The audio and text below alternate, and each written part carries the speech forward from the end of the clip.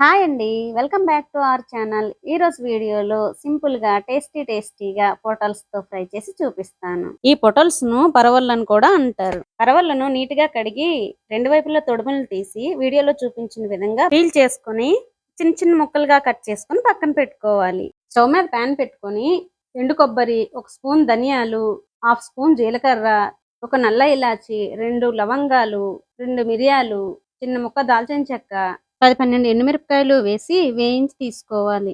అదే ప్యాన్లో 2 టేబుల్ స్పూన్ల ఆయిల్ వేసి హాఫ్ స్పూన్ జీలకర్ర, ఒక స్పూన్ పొట్టుమినపప్పు, హాఫ్ స్పూన్ ఆవాలు, ఒక మిరపకాయని చిన్న చిన్న ముక్కలుగా కట్ చేసి వేసి 2 రెబ్బల కరివేపాకు, 2 మీడియం సైజ్ ఆనియన్స్ ని చిన్న చిన్న ముక్కలుగా కట్ చేసి వేసి 4, 5 వెల్లుల్లి రెబ్బలను కొద్దిగా నలిపి వేసి టేస్ట్కి సరిపడా సాల్ట్, చిటికెడు పసుపు వేసి వేయించుకొని కట్ చేసి పక్కన పెట్టుకున్న పరవళ్ళ ముక్కలను వేసి కలుపుకుంటూ 2 నిమిషాల పాటు వేయించుకొని మూత పెట్టి 3 నిమిషాల పాటు మగ్గించుకోవాలి. ముక్కల మగ్గేలోపు వేయించి పక్కన పెట్టుకున్న మసాలాలు చల్లారాక మిక్సీ జార్లో వేసి పొడి చేసి పక్కన పెట్టుకోవాలి.